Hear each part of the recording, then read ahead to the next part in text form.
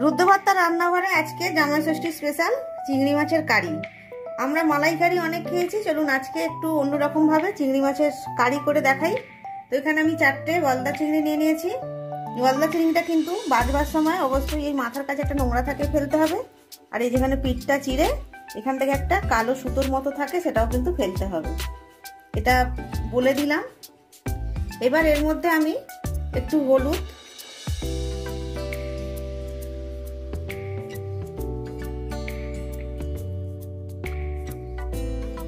লবণ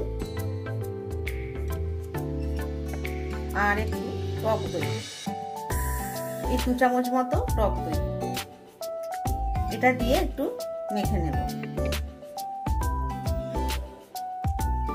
আচ্ছা, এইভাবে মেখে নিলাম। যদি টক দই হাতের কাছে না থাকে একটু লেবুর রস দিয়েও মাখতে পারেন।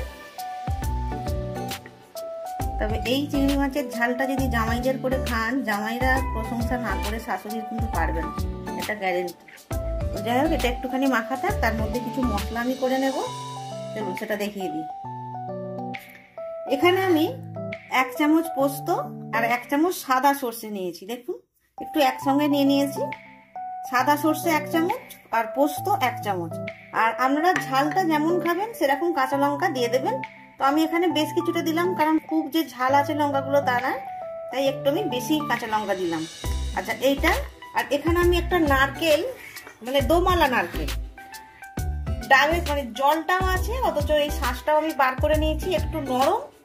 তো এটা আমি পেস্ট করব, আর এটা আমি পেস্ট করব, আর পেঁয়াজটা পেস্ট করব, আদা রসুনটা আমি পেস্ট করে নিয়েছি। তো এগুলো পেস্ট করে আমি ফিরে আসছি। নারকেলের মানে ডাবের যে শাঁসটা, সেটা মানে ডাব বলা যায় বা দোমালা নারকেল, সেই শাঁসটা আমি কিন্তু ভালোভাবে পেস্ট করে নিয়েছি, একদম মিহি পেস্ট। আর অল্প একটু জল দিয়ে পেস্ট করেছি যাতে খুব ভালোভাবে পেস্ট হয়। এখানে পেঁয়াজটা আমি এইভাবে পেস্ট করে নিয়েছি, খুব মিহি নয়, একটু দানা ভাব রেখেছি আমি।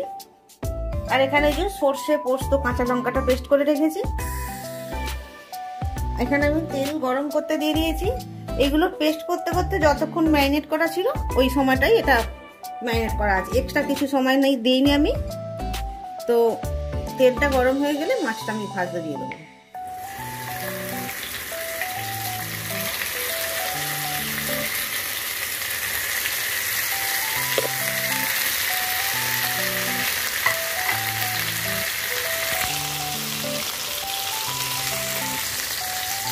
চিংড়ি মাছ বেশি ভাজবো না, কারণ চিংড়ি মাছ বেশি ভাজলে না ছিটে পাকিয়ে যায়। তো হালকা করে 2 পিস ভেজে নেব। মাছটা একদম ডিম ভর্তি।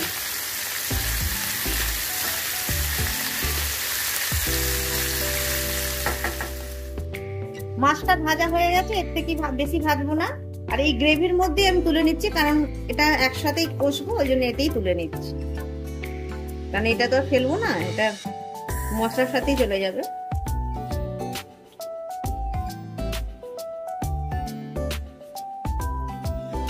আরো আমি একটু তেল দিয়ে দিয়েছি। তেলটা আপনারা না পরিমাণ মতো দিয়ে নেবেন। আমি কি জানি তেলের পরিমাণটা ঠিক বলতে পারি না, একটু বেশি করেই দিই, আমার একটু তেলের হাত বেশি। তো পেঁয়াজ বাটাটা দিয়ে দিলাম।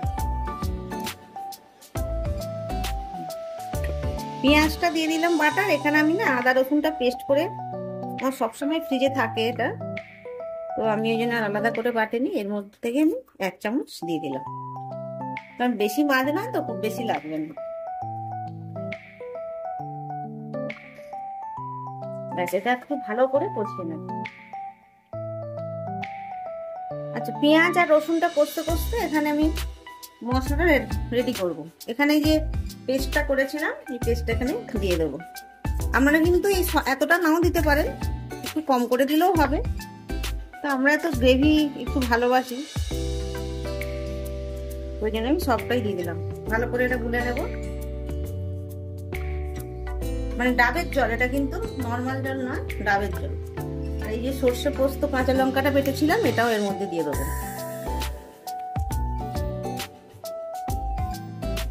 এটা গুলে নিলাম।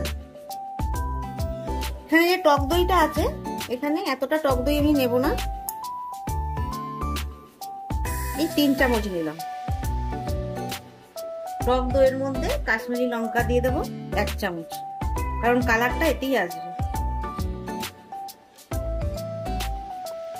এটা একটু ভালো করে গুলে নেব, খুব ভালোভাবে এটা গুলে নিলাম। এবার এটা আমি এই যে পেঁয়াজ আদা রসুন যেটা কষছিলাম এর মধ্যে এটা দিয়ে দেবো। বাটিটা ধুয়ে একটু জল দিয়ে দিলাম। এবার এটা একটু কষিয়ে নেব। এর মধ্যে অল্প একটু হলুদ দিয়ে দিলাম, এই 1/2 টিস্পুন মতো। খুব ভালোভাবে মশলাটা কষিয়ে নিয়েছি, তেল ছেড়ে দিয়েছে। এবার আমি মাছটা এর মধ্যে দিয়ে দেবো।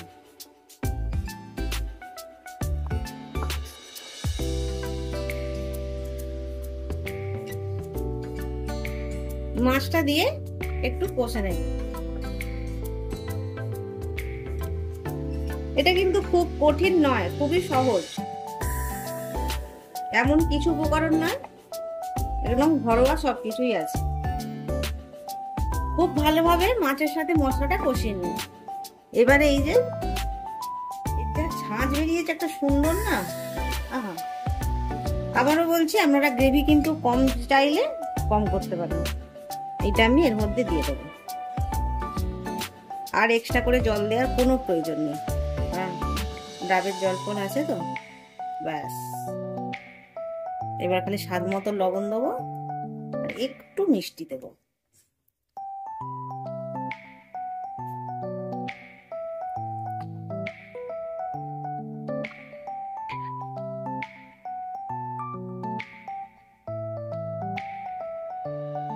এটা একদম ফুটে ফুটে একটু একদম ঘন হয়ে আসবে।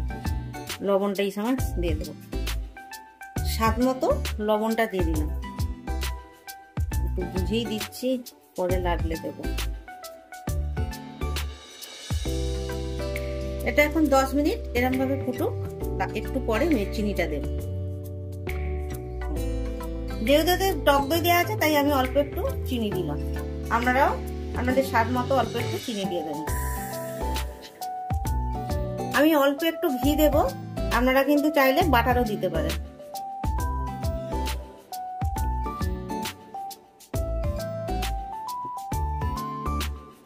ব্যাস, আর অল্প একটু হলেই আমাদের চিংড়ি কালিয়া হয়ে যাবে, মানে চিংড়ি মাছের যে ঝালটা করেছি রেডি হয়ে যাবে একদম।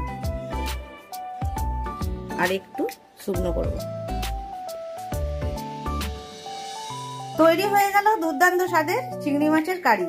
এই রেসিপিটা যদি আপনাদের ভালো লাগে অবশ্যই বানিয়ে খাবেন, কেমন হয়েছে কমেন্টস করে জানাবেন, লাইক করবেন, অবশেষে বলি আমার এই চ্যানেলটা সাবস্ক্রাইব করবেন।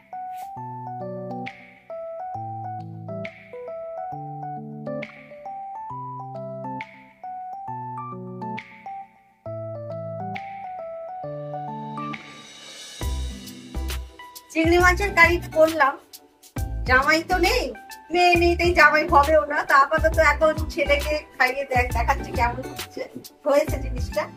অনেক খেয়ে খা।